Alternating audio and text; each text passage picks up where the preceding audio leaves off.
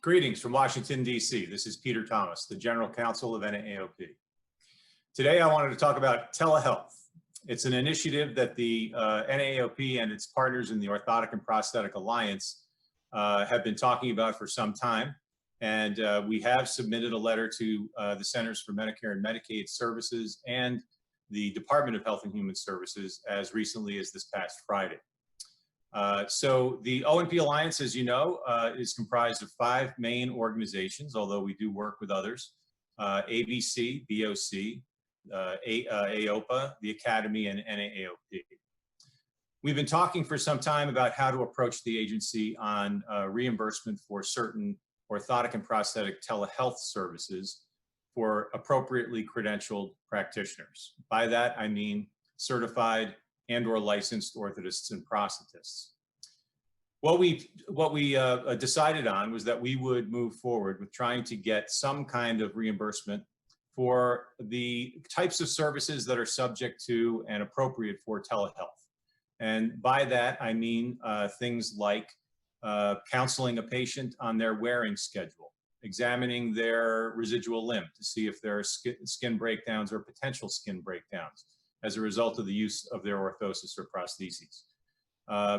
Examining things along the lines of how a prosthesis or orthosis might fit and function, and other types of issues that may be, again, subject to and appropriate for telehealth. We're not talking about repairs, we're not talking about replacements or even initial fittings or delivery. That's obviously not really appropriate and possible for orthotists and prosthetists to perform those kinds of services through telehealth.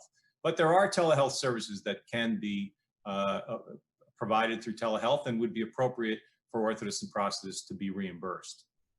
We're talking about that set of services after the 90 days after delivery of an orthosis or prosthesis itself, because that is included in the current L-code structure.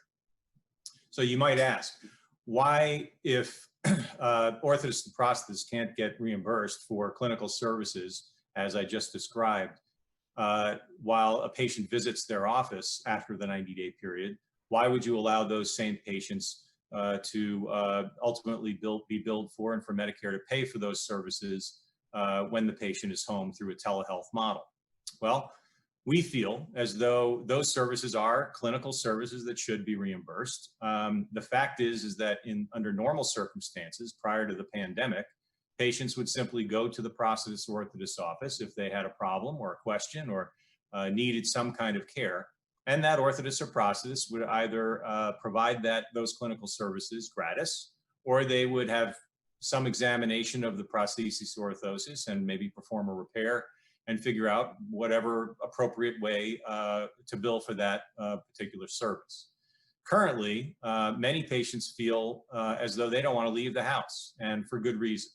We're trying overall as a country to enhance telehealth services across the board so that the virus, the pandemic, can be suppressed as much as possible. And orthotists and prosthetists and orthotics and prosthetics is no exception. So we have approached in concert, all 5 organizations through the Alliance have approached CMS and HHS to begin a dialogue with them to see what would be appropriate for reimbursement of those services, again, after the 90-day period after delivery. We intend to go forward and have suggested a number of different coding structures, including L codes and K codes.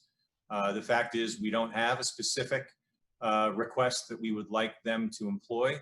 We are interested in a dialogue to figure out how we might be able to do this, certainly during the pandemic, and who knows, perhaps later a more permanent type of arrangement. So it's important to note that physicians, physical therapists, occupational therapists, when they deliver a prosthesis or orthosis, more typically orthoses than prostheses, when they deliver that care, they also will be able to bill for a CPT code that reflects the service and the clinical service element that they provide to that patient after the 90-day and even during the 90-day period. We noted that that's a real inequity between those practitioners and orthotic and prosthetic practitioners, and believe, based on BIPA Section 427, where they specifically highlight the importance of certified and licensed orthotist prosthetists being qualified to provide custom orthotic and prosthetic care, that ultimately O&P practitioners that meet those qualifications should also be able to be reimbursed for telehealth, as I've described. So we're moving forward with this proposal. We note that CMS has actually requested proposals of this nature from the healthcare field to figure out ways to continue to provide care with decreased risk of transmission of the virus. And so we're satisfying their request and frankly moving forward on an important goal for the O&P community. We don't know how it'll turn out, but we will pledge to get back to you and let you know how things are progressing with CMS and HHS as the O&P Alliance continues its advocacy on this issue. Thanks so very much.